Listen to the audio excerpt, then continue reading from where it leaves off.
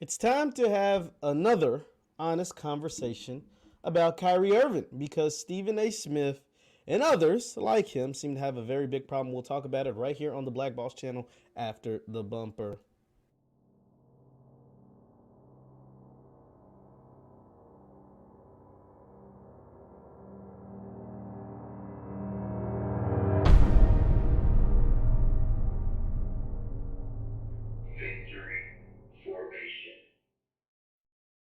What's good people? Jeff Lightsy Jr. here with the Black Boss channel and Victory Formation. Thank you guys for tuning in. Be sure to hit the thumbs up button, like, share, subscribe, and the notification bell because we upload every single day. And don't forget, don't meet me there, beat me there. The All Black National Convention, October 29th through November 1st, Orlando, Florida, at the Omni. I hope to see you all there. Now, today we are here to talk about Kyrie Irving once again because Kyrie Irving is one of the driving main figures driving the sports conversation all over the country because of his stance about getting the jab. Once again, I've talked about this ad nauseum, but we're going to continue to talk about it because it's a highly controversial topic, all right? Because the jab has been politicized, and the jab is something that a lot of people stand on the side that everyone should get. Some folks feel like there's a thing called like herd immunity, and if you've gotten the virus, then you should be okay. And then there's some people that kind of like straddling the fence, right? Kyrie Irving, and it got re-sparked because of an article that was put out by Shams Charania of The Athletic talking about Kyrie Irving and talking about why Kyrie Irving has decided not to get the jab. Now, Kyrie Irving, the quote and the term that's being used and thrown around to kind of discredit everything is the voice of the voiceless people. Basically, Kyrie Irving, at least what this article says, allegedly, according to The Athletic, I'm going to credit everything to them because this is coming from them.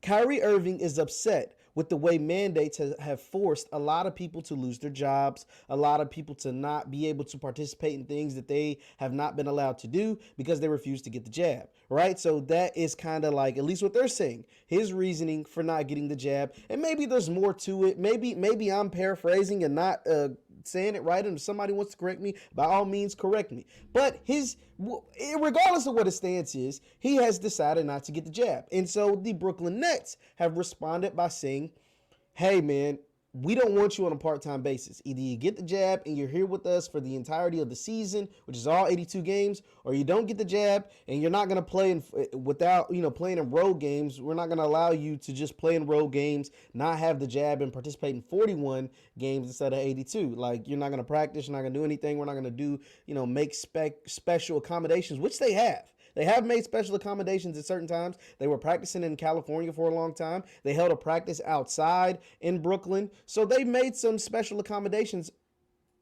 for Kyrie, and they said, hey, we're done with that. That's over. You get the jab and be with us, or or don't get the jab and stay against us. And so this was a big topic on First Take recently with Stephen A., who's all for the jab and all, pissed at Kyrie, and Jay Williams, who has the jab, who is double jabbed up, right?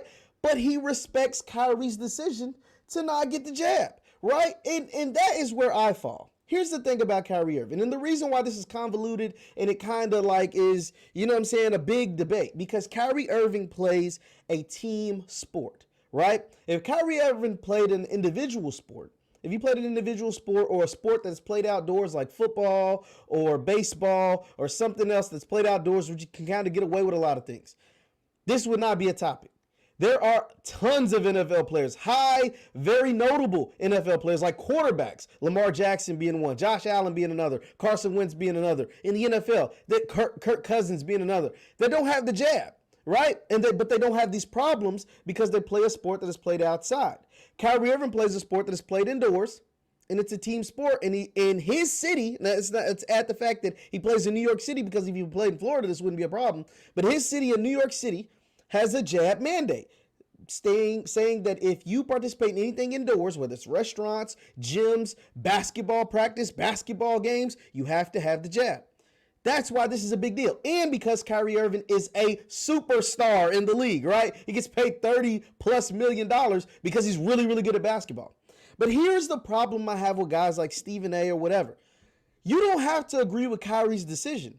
You can think it's the dumbest thing in the world. You can think it's, selfish or whatever, right? But you can't be mad at him on one end when you, because I remember Stephen A specifically being upset with Kyrie Irving because Kyrie Irving is a controversial guy, right? Kyrie Irving at times last year would like just decide not to show up to work, right? Like he just decide like, hey man, I'm gonna take this game off. I'm gonna take a few games off because I don't feel like playing basketball. And guess what? When you're a superstar in this league, you kind of get away with stuff like that. Hey, it is what it is. The Nets were cool with it. I guess I would be cool with it. I don't give a damn whether he plays or not. He ain't on my team. If I'm a fan of the team, I might be upset. But when he comes back, I know he's going to give 110%. I know he's going to be a dog on the court because he is better than 90% in the NBA. But Stephen A. had a problem with Kyrie Irving when he do that because he said Kyrie Irving would still get paid and not always participate. Okay, you can have a problem with that. Kyrie Irving at this moment now is turning down money. The fact that he was willing to miss 41 and now all 82 of the games lets me know he's not going to get paid that $30 million salary. They're going to give him something, right? Because they're the ones that told him to get lost if you're not going to get the jab. So they'll probably give him half his salary, the 41 games he would have been able to play. But he's not going to get 30 million. He might get 15, 14, 16. He ain't going to 30, 31, 32, 33, whatever he's supposed to get paid.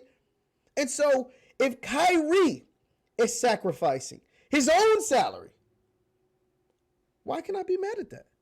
How can I be mad at a man that's turning down over $15 million because of what he believes in? Whether I think it's dumb or not, I can think it's the dumbest thing in the world. But if he's leaving $16, $17 million on the table, the hell am I going to get mad for? Now, if you're his teammates, you might get mad, right? Because you feel like you have a really, really good chance of winning the championship. You have a really, really good chance of being the best team in the NBA. You have a really, really good chance of changing your legacy, right? Whether it's Kevin Durant or James Harden or even Kyrie or somebody team that might not ever win a championship in any other place or situation, right? Because he's that good at basketball. But how in the hell can I get mad at him when he's losing money? He's turning down money. He's the one saying, I'm choosing my opinion, my morals, my values, my whatever, over 17, 16, 15, somewhere in that area, $1 million.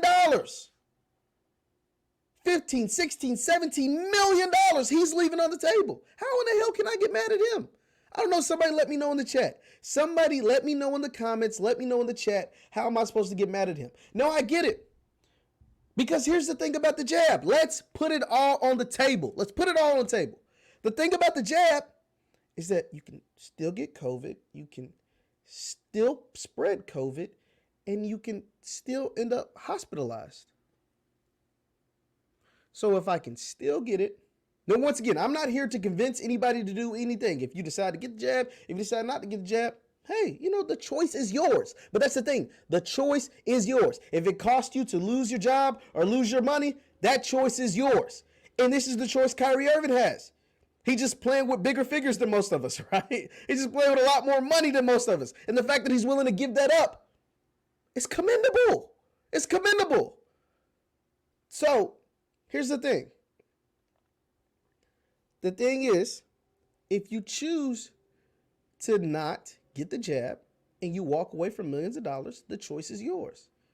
Because the jab doesn't stop you from getting it. It doesn't stop you from spreading it. And it doesn't stop you from going to the hospital. The thing that the jab does the most, from what I've seen, somebody correct me if I'm wrong, it's supposed to drastically drop your chances of being severely hospitalized, right? So if you get the jab, your chances of being severely hospitalized or being in the hospital or severely sick are drastically dropped. That's it. That's it. So why are we going so hard on Kyrie Irving when he's turning down millions of dollars? He's the one risking it all.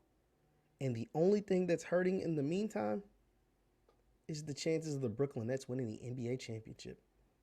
So if anybody should be mad at him, it's his teammates, maybe fans of the team. But that's it. guys that work for ESPN or Fox Sports or the Black Boss Channel or Victory Formation or whatever, we shouldn't care.